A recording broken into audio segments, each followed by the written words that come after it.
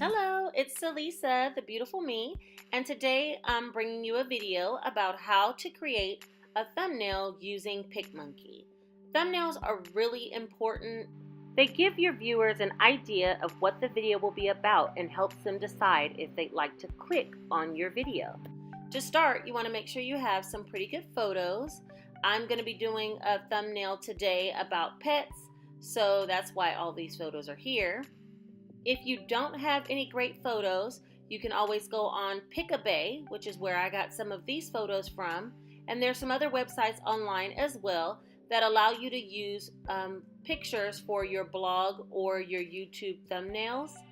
And here I'm just searching for some pictures that, I would like to have in the thumbnail. Generally, when I get started, I have an overall vision of what I want the thumbnail to look like. And so for this one, I want to use some animals, some cats, and some dogs because the video that I'm going to be creating this thumbnail for will be uploaded tomorrow, and it's about pets and how they change our vibration or frequency. The next thing you want to do is go to picmonkey.com.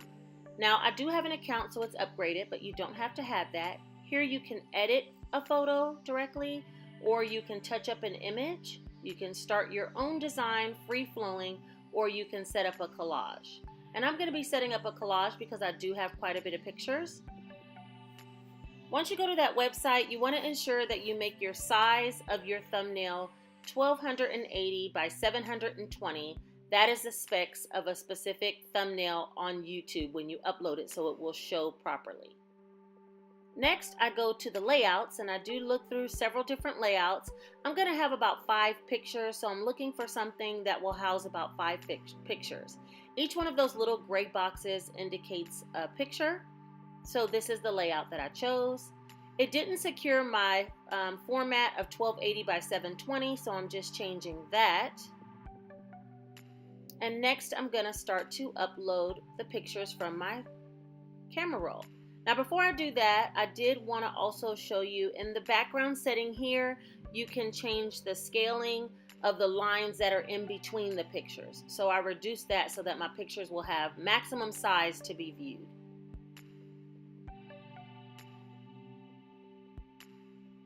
So now I'm going to begin to add images from my computer. That's the next step.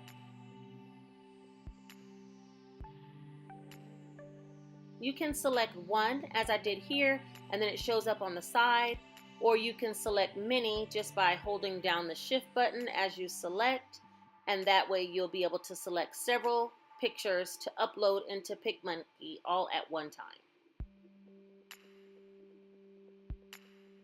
So I'm just selecting some of the animals that I have.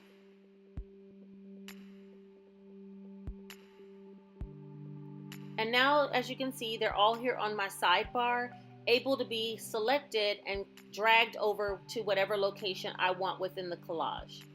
For this particular cat, the picture is more square than rectangle, and so as I reduce its size, it really shows its square format, and it's not going to allow me to put my header on my thumbnail that I usually do.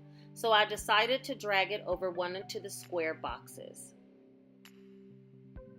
And now I'm just picking the other pictures and kind of looking at them, eyeballing to see where I think their placement should be, and creating a thumbnail that looks visually appealing to me in its beginning stages.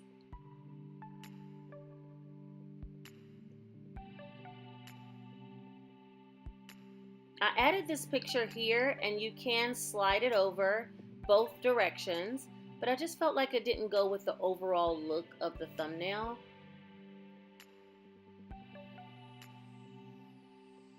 And so I just deleted it.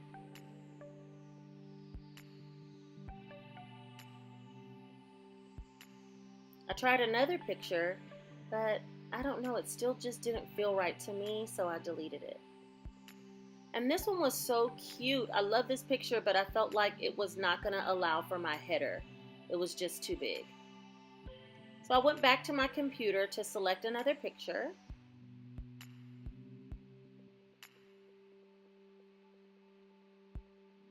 And I found this one of the dog. And I felt like it gave it the pop of color I wanted. I click the edit circle in the middle and then click the double arrow so I can change the direction of the dog. And I'm going to scoot him over just a bit. So in order to do that, I had to make the picture smaller and then scoot him over a bit so that I will have room for my header, which you'll see that I'll add later. The next step would be to either export if you were complete or send it to editor so you can continue to edit. However, I wanted to look and see if I took the borders out between the pictures, what that would look like. And I just didn't like this look. So I ended up adding the borders back in between. And now I'm going to send it to editor so that I will be able to finish editing the picture. Now the first thing I want to do is go to the overlays. And I want to set up a geometric overlay for a rectangle. I'm going to turn it sideways and then stretch it out so that I can make my header that says Beautifulme on the side of each of my thumbnails. I've been doing this recently so that someone will be able to pick out my videos right away, and I'm enjoying having that on there, so I definitely make room for that in my thumbnails. I have one particular color of fuchsia that I use, and then I go to the text and add a text box and also write Beautifulme, make it a lot larger, and turn that to the side on top of the pink sidebar so that I can have my name run up and down the side of the video. There, that's about right. It's a little crooked.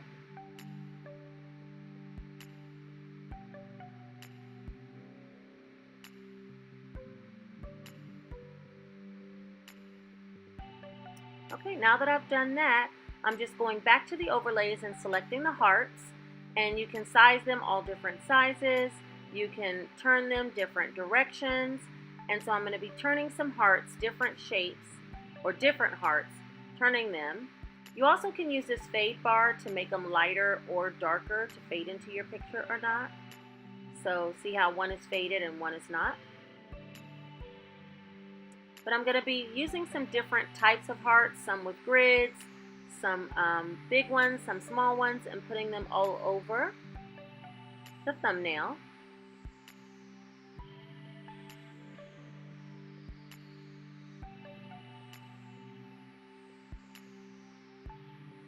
And this is the fun part. You really just get a chance to do whatever it is you like. There's tons of overlays already built into the program. So you can select emojis, you can select hearts, you can select different types of pictures, whatever it is that you want on your photo.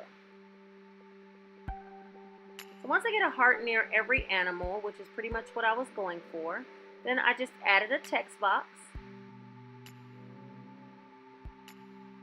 And it still has the text that I had before, which was watermelon, but basically the title of my video is How Pets Help Raise Our Vibrations / frequencies.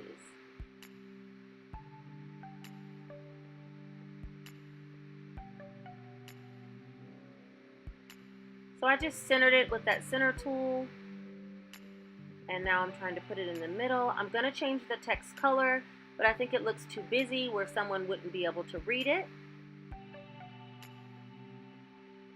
So I'm going back to text to find another font instead of watermelon script. And I highlight the whole text and then select another font so I can pick one that looks good. And that one's just a little bit too blocky as well, just a little blocky. I seem to love the Jenna Sue. It's almost like handwriting, so that's the one that I like, but you can pick one, whichever one you want. Again, thumbnails are all about what it is that you want your thumbnail to look like, and everybody has their own personal style.